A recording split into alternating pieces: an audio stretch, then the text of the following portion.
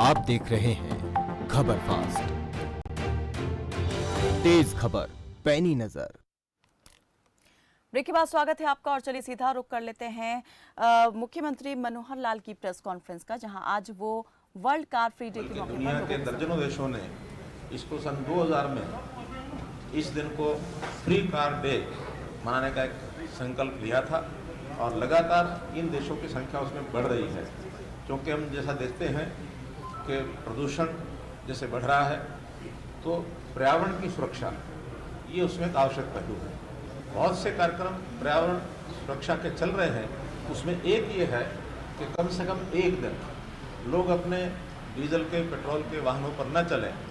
Car free day एक संकेत के रूप में उसका नाम रखा गया है, लेकिन असल में डीजल पेट्रोल इस पर चलने वाली गाड़ियाँ ये कम हो, ई वाहन वो ज़्यादा चलें, लोग साइकिलों का उपयोग करें, लोग पैदल चलें, ताकि अपना स्वास्थ्य भी ठीक रहेगा और प्रदूषण की भी कमी आएगी। क्योंकि हम जैसा देखते हैं दिन ब दिन जैसा प्रदूषण बढ़ रहा है उसके कारण से वायुमंडल में ऑक्सीजन की बहुत कमी आ रही है और हमने अनुभव किया कोविड के दिनों में कि ऑक्सीजन की कमी के कारण से बहुत बड़ी संख्या में लोग कोविड से आक्रमण यानी एक प्रकार से प्रभावित हो गए। उनके लिए ऑक्सीजन की सप्लाई तरह तरह के तरीके ढूंढ करके उनको करनी पड़ी। लिक्विड ऑक्सीजन बहुत जगह से ट्रांसपोर्ट करके हम अपने हरियाणा में लाए। हरियाणा में 2 ही केंद्र ऐसे बड़े केंद्र हैं जहाँ से लिक्विड ऑक्सीजन को मिलती है, बाकी छोटे छोटे केंद्र हैं, लेकिन ज़्यादा आवश्यकता होने के कारण से हमने नॉर्थ ईस्ट के जो इंडस्ट्री है जहाँ ऑक्सीजन बनती है वहाँ से भी इसको यानी एक प्रकार से ट्रांसपोर्ट करके लाए। हवाई जहाज़ों का भी जो खाली टैंकर हैं ऑक्सीजन के लिए वो हमने लिफ्ट करके भेजे। ट्रेन के द्वारा भी उपयोग करके उनको यहाँ लाया गया। प्राइवेट एजेंसियों ने भी उसमें बहुत बड़ा योगदान किया। ऑक्सीलेटर बाहर से विदेशों से हमने मंगवाए, संस्थान कंसंट्रेटर भी बाहर से मंगवाए और इस प्रकार से ऑक्सीजन की कमी इसको हम न रहने दें, हमने भरपूर उसका उपयोग किया और हमको सफलता भी मिली। लेकिन ऑक्सीजन वायुमंडल में कैसे बढ़े इसके लिए हमारे फॉरेस्ट डिपार्टमेंट ने आह्वान किया है कि ज़्यादा से ज़्यादा वन लगाए जाएँ। हर साल करते हैं, इस बार विशेष योजनाएं बनाई गई। जैसे बहुत बड़े पेड़ जिनकी आयु 75 साल या इससे ऊपर हो गई उनको हमने प्राणवायु देवता कहा और प्राणवायु देवता इसकी रक्षा सुरक्षा जो भी परिवार करेगा, संस्था करेगी, गांव करेगा, उनको 2500 रुपया हर साल का उन प्राणवायु देवता की पेंशन। ये भी एक यूनिक प्रोजेक्ट जो है हमारा हरियाणा का है, कभी कहीं और जगह ये नहीं लिया गया।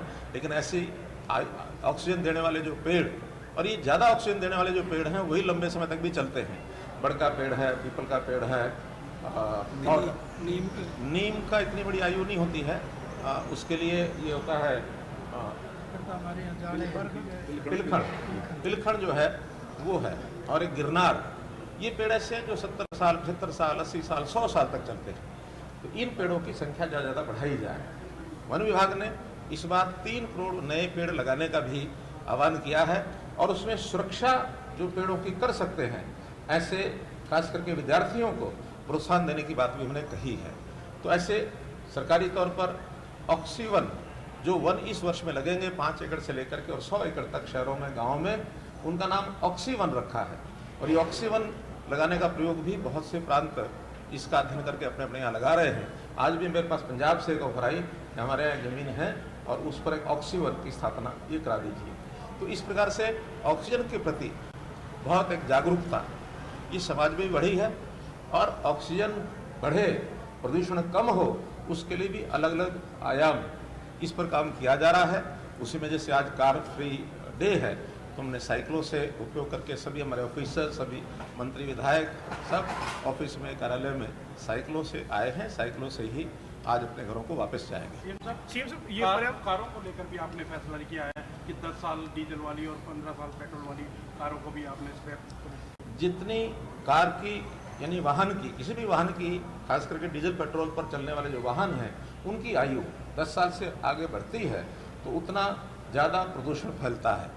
तो सरकार ने एक फैसला किया है, खास करके एनसीआर के एरिया में केंद्र सरकार की ओर से ये हिदायत है कि 10 साल से पुराने वाहन उनकी स्क्रैपिंग पॉलिसी ये बनाई गई है केंद्र द्वारा और उस अनुसार हम भी 10 साल से ज़्यादा के जो वाहन हैं वो सड़कों से कैसे हटाए जाए, उनकी जगह नए वाहन, ई वाहन कैसे हम लाएं। इसके लिए एक गुरुग्राम में हमने प्रयोग किया है कि 5000 ऑटो वहाँ जो पहले से डीजल पेट्रोल पर चलते हैं उनकी बजाय ई ऑटो, इसका एक कार्यक्रम हमने शुरू कर दिया है। पहले एक क्षेत्र विशेष में किया है, इसको आगे बढ़ाया जाएगा ताकि शहरों से जो ऑटो चलते हैं डीजल पेट्रोल के, उनके प्रदूषण की संख्या, प्रदूषण की मात्रा बहुत ज़्यादा होती है, उसको कम कैसे किया जाए, तो ये हमने किया है।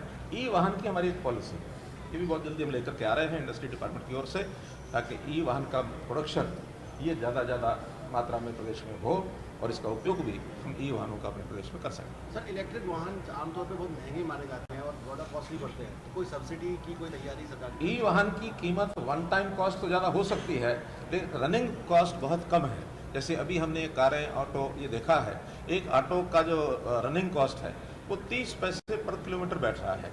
कार का जो रनिंग कॉस्ट है 1 रुपये किलोमीटर बैठ रहा है। डीजल पेट्रोल वो 5 रुपये, 6 रुपये, 10 रुपये तक भी पहुंच जाता है।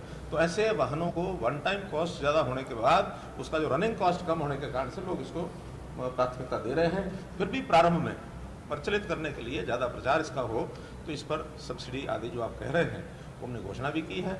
जैसे ई ऑटो गुरुग्राम में 3 अलग अलग एजेंसी से उनको 30-30 हज़ार रुपये की सहायता दी जा रही है। 30 हज़ार तो उसका जो पुराना ऑटो है उसका उसको मिलेगा, और 30 हज़ार रुपया वहाँ जो नगर निगम है उनकी ओर से दिया जाएगा, और 30 हज़ार रुपया केंद्र सरकार की ओर से आएगा। जैसे 90 हज़ार रुपया जाने के बाद उसको बहुत थोड़ी राशि की आवश्यकता पड़ेगी कि अपना रिप्लेसमेंट वो कर सके। ऐसी कारों पर आज हमने देखा कि ऐसे ई कारों पर लगभग 48 हज़ार रुपये की जो छूट है वो इन लोगों ने दी है। तो कंपनियों को भी कहेंगे कि प्रारंभिक कुछ वर्षों में जब तक ये प्रचारित नहीं होते तब तक वो भी अपने रेट्स को कम रखें और हम भी उनको सब्सिडी दें। हरियाणा सरकार के विभिन्न जो डिपार्टमेंट्स हैं सर, वाहन खरीदते हैं लोकल जिले में सचिवालय के, उनमें इसको ई वाहन को बढ़ाए जाने पर विचार करेंगे सर? चूँकि अभी क्योंकि डीजल की बजाय पहले सीएनजी का विषय था, तो हमने सीएनजी पर बहुत सी बसें अपनी खरीदी थी। अब सीएनजी के बजाय ई बसें ये खरीदने पर भी विचार चल रहा है।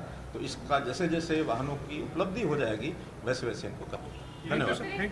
सरकारी वाहन हैं जो इस्तेमाल किए जाते हैं, जैसे आपकी डिप्टी सीएम की इस तरह की गाड़ियाँ, इन्हें भी सबसे पहले क्या एक इनिशिएटिव के तौर पे इलेक्ट्रिक करना है? ऐसे पहले बात का विषय नहीं होता, और एक गाड़ी का कोई फर्क पड़ता नहीं है। जनरल पॉलिसी बनती है, उसमें ज़्यादातर लोग इसको अडॉप्ट करेंगे, उसमें मंत्री भी होंगे, विधायक भी होंगे, अफसर भी होंगे, सभी होंगे, धीरे धीरे सब अडॉप्ट करेंगे। तो मुख्यमंत्री ने वर्ल्ड कार मुक्त दिवस के मौके पर मीडिया से बातचीत की और इस दौरान उन्होंने कहा कि आज के दिन जो है हमें कम से कम अपने वायुमंडल को कैसे हम स्वस्थ रख सकते हैं, पर्यावरण को कैसे स्वच्छ रख सकते हैं, इस बारे में सोच विचार करके जितना हो सके पेट्रोल डीजल से चलने वाले वाहनों का प्रयोग कम करना चाहिए, और जहां तक संभव हो या तो ई वाहन का इस्तेमाल करें या साइकिल से ही अपने ऑफिस लोग जाएं। जो कार या अपने वाहनों से चलते हैं, पेट्रोल डीजल वाले वाहनों से चलते हैं। इस मौके पर उन्होंने कहा कि हरियाणा सरकार जो है इस दिशा में लगातार आगे काम कर रही है, और ई वाहनों को लाने की पॉलिसी पर भी सरकार तेजी से आगे बढ़ रही है। गुरुग्राम से जो है एक प्रोजेक्ट की शुरुआत सरकार कर रही है, जिसके तहत ऑटो रिक्शा को सबसे पहले ई वाहनों की श्रेणी में लाने का काम सरकार की ओर से किया जा रहा है। आप देख रहे हैं खबर फास्ट, तेज खबर।